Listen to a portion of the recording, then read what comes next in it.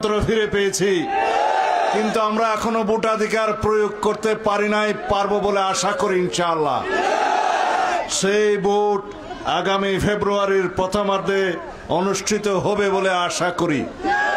সেই ভোটে মুক্ত স্বাধীন পরিবেশে আপনাদের পছন্দের প্রার্থীকে আপনারা ভোট দিতে পারবেন।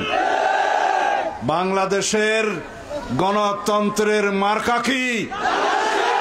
ধানের শীষ। এই দেশের উন্নয়নের মার্কা কি? ইনশাআল্লাহ ধানের শীষ। আমরা আশা করি আপনারা সবাই ধানের শীষের পক্ষে ভোট দিলে বাংলাদেশ জাতীয়তাবাদী দল বিএনপির সরকার প্রতিষ্ঠিত হবে ইনশাআল্লাহ। বিএনপির সরকার প্রতিষ্ঠিত হলে এই দেশের মানুষের শান্তি শৃঙ্খলা নিশ্চিত হবে, গণতন্ত্র সমৃদ্ধ হবে এবং ভরপুর উন্নয়ন হবে ইনশাআল্লাহ। এদেশের সমস্ত মানুষের কাছে আমাদের আবেদন, দেশনেত্রী বেগম খালেদা জিয়ার সুস্থতার জন্য আপনারা আল্লাহর দরবারে প্রার্থনা করবেন।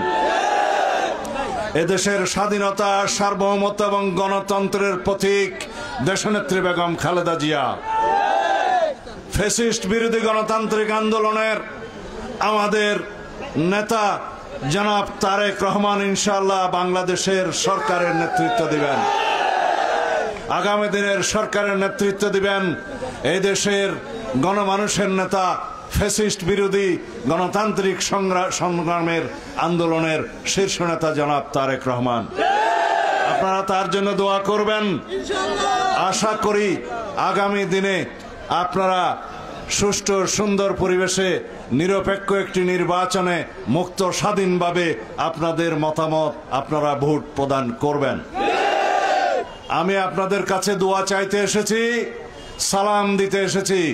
আমার পক্ষ থেকে আপনারা গড়ে গড়ে দয়া করে সবার কাছে সালাম পৌঁছে দিবেন তো? সবাই আমাদের জন্য দোয়া প্রার্থনা করবেন তো? আর কি করবেন? ধানের শীষের পক্ষে একটি ভোট প্রার্থনা করবেন। সবাইকে মিটিং ডেকে ভোট চাওয়ার চাইতে বাড়ি বাড়ি গিয়ে ভোট চাওয়া আমাদের জন্য উচিত। সুতরাং সবাই আমাদের পক্ষে প্রতিনিধি হয়ে দয়া করে এলাকার সমস্ত মা বোনদের কাছে ঘরে ঘরে গিয়ে ধানের শীষের পক্ষে ভোট প্রার্থনা করবেন ইনশাআল্লাহ। দুই হাত তুলে। আমি আপনাদের পরীক্ষিত মানুষ। এই দেশের 30-35 বছর আগেই আপনারা আমাকে এমপি নির্বাচিত করেছিলেন।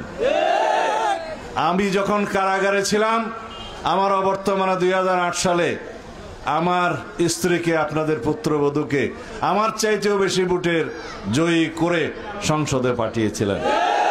আমি আজীবন আপনাদের কাছে কৃতজ্ঞ থাকব।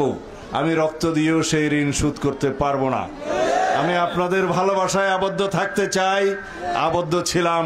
ইনশাআল্লাহ আমি জীবনের শেষ মুহূর্ত পর্যন্ত এই দেশের মাটি এবং মানুষের সেবা করার ইচ্ছা পোষণ করি।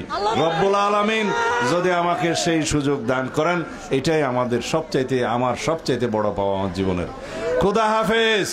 বাংলাদেশ জিন্দাবাদ। বাংলাদেশ জাতীয়তাবাদী দল জিন্দাবাদ। ধানের শীষের জয় হোক ইনশাআল্লাহ। আমি ভোটের সময় হয়তো আপনাদের বাড়ি বাড়ি যাওয়ার হয়তো আমার সময় অথবা সুযোগ হবে না, আপনারা আমাকে ক্ষমা করবেন। আমি এতদিন পরে আপনাদের সামনে এসেছি। দীর্ঘ 1 বছর আমি রাষ্ট্রের সমস্ত গুরুত্বপূর্ণ কাজে ব্যস্ত ছিলাম বলে আপনাদের সাথে বেশি দেখা সাক্ষাৎ হয় নাই। দয়া করে আমাকে ক্ষমা করবেন। ক্ষমা করেছেন? ইনশাআল্লাহ দেখা হবে।